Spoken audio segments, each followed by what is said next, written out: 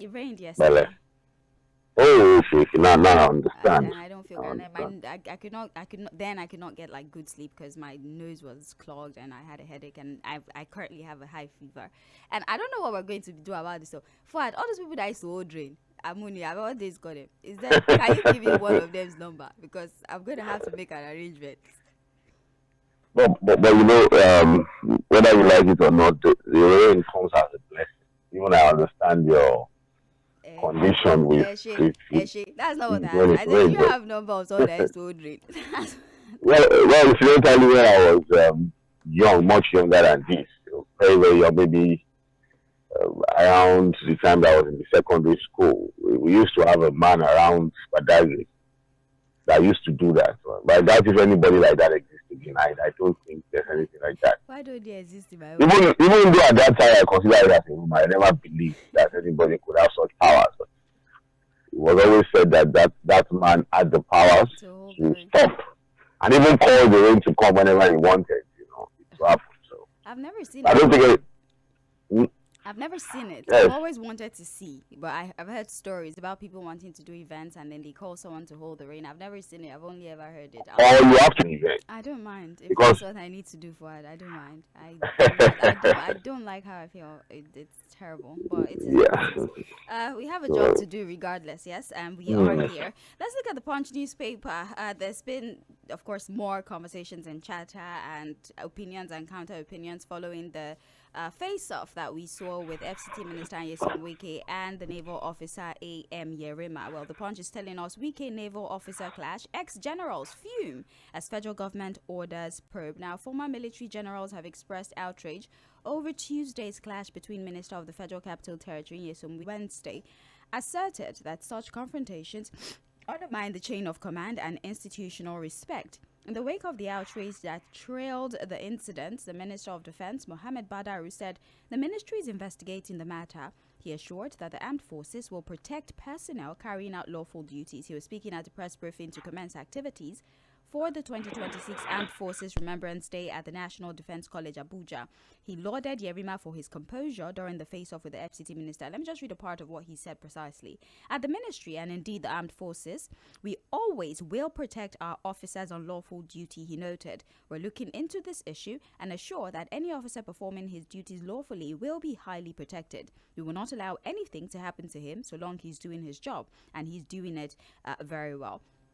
Now, Fuad, we can tell that those who are in service, whether active or retired, those who have military exposure, they're all quite displeased with the conduct of Nyesom Wike. They all jointly believe that his conduct was very disrespectful, not just to the man in question, I'm talking A.M. Yerima, but to the uniform and everything that he represents. However, we do have the media aide of Nyesom Wike, Lira Olanka, who was in an interview yesterday, right? And his explanation for that whole altercation was that the land in question was obtained by a company called Santos, and that the only approval that they got was for a walkway. It was a corridor, it was a park, it was for commercial purposes, it was not for residential purposes at all. However, this company had written to the FCTA asking that they turn that land that they had bought into residential apartments. Remember, this is something that they got approval for, commercial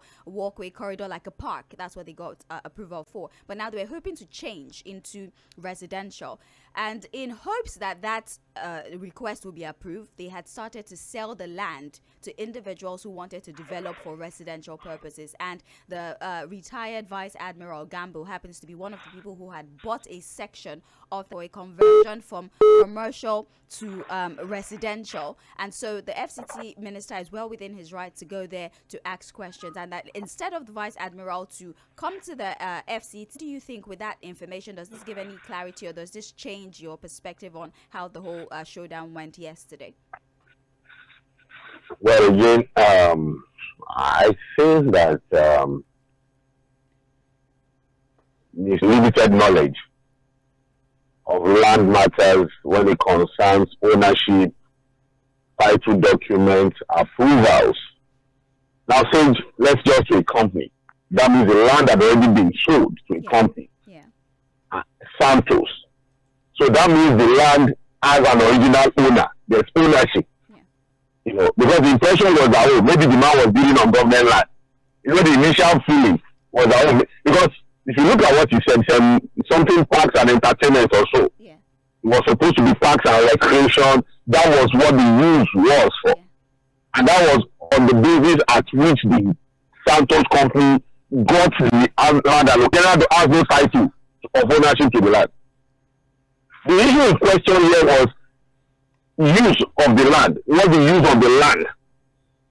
Look, residential, that's what the contention is. Look, okay, let me give you an example. In Lagos here, we've seen people, for example, who have gotten land allocated to them or bought land and processed their documents for agreed use.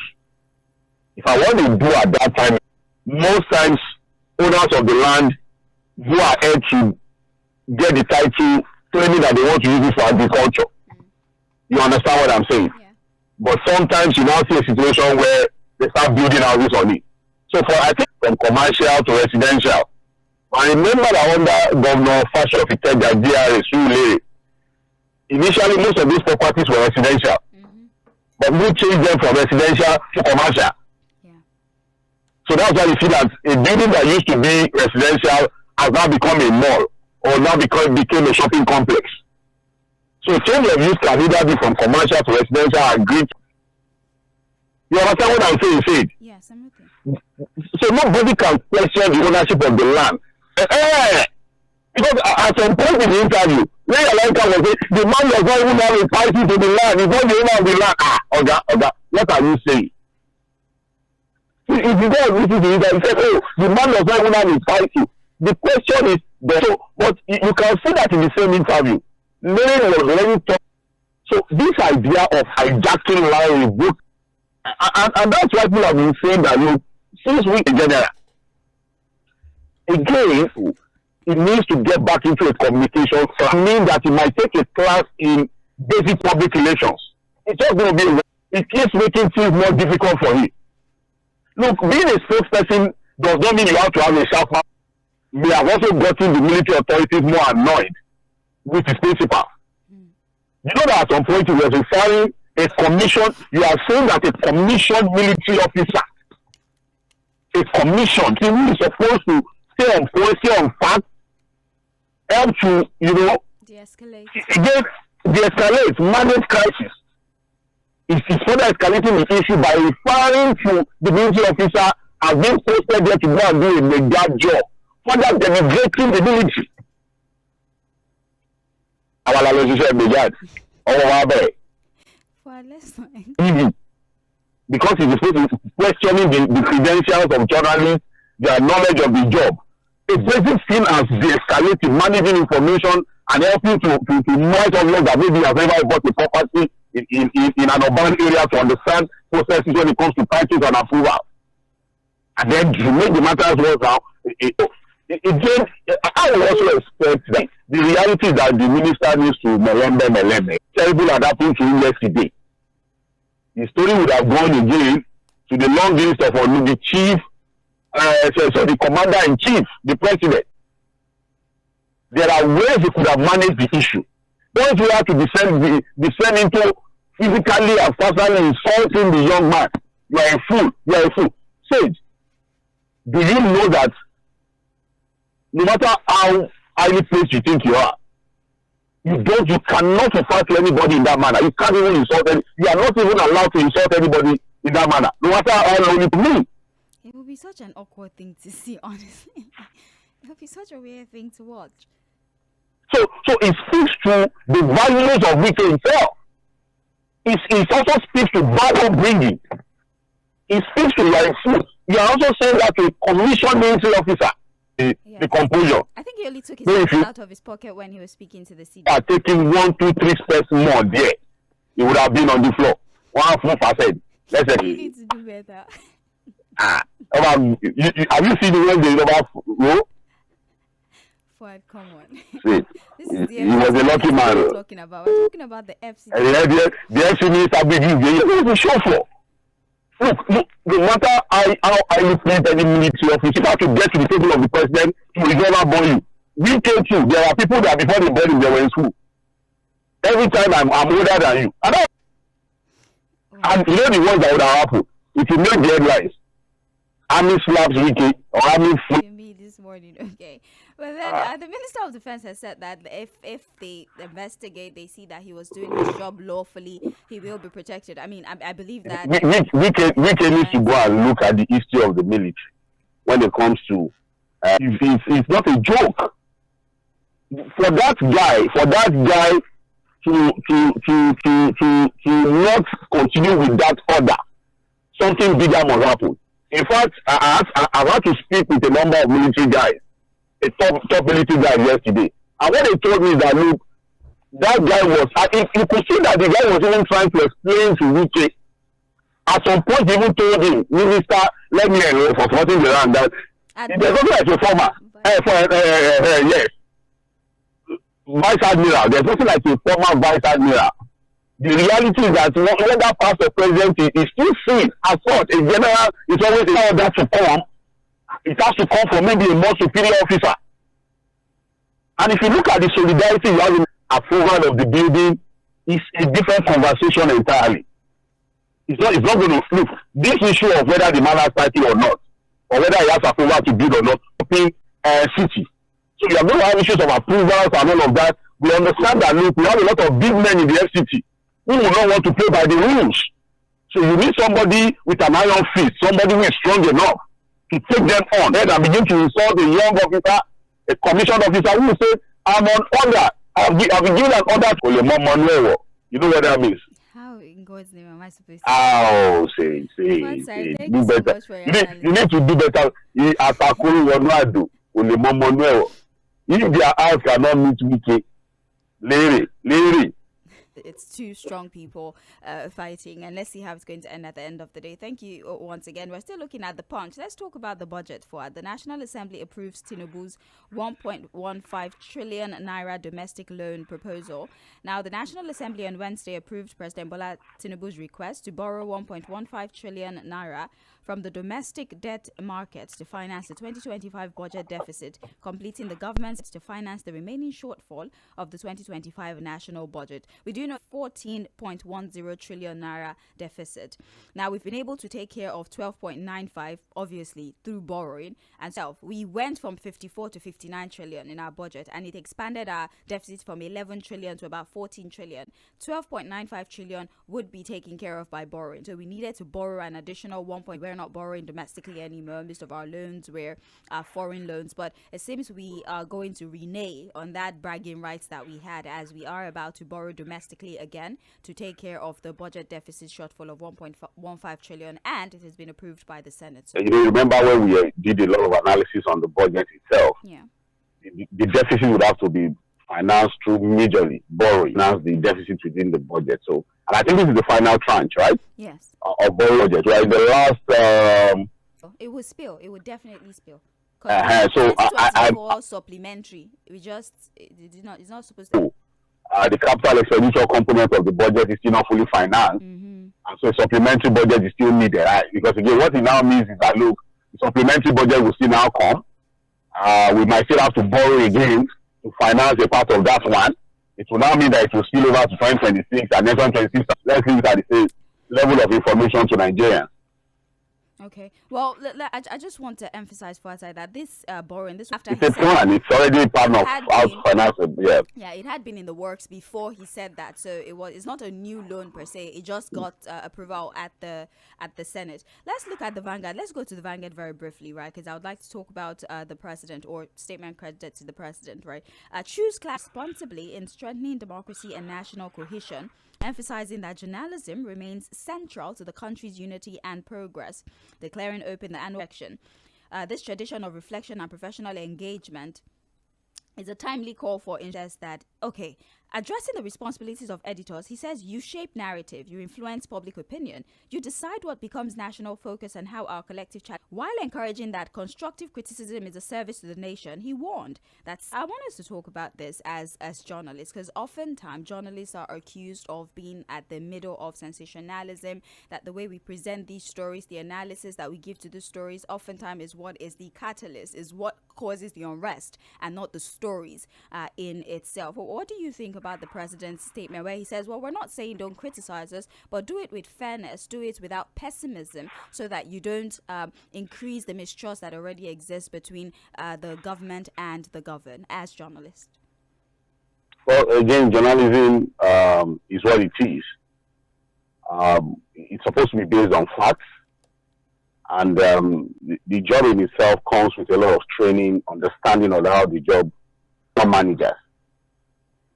To also work more on their information management skills, be more factual about the information they put out. Because again, just imagine there's no journalism, really say.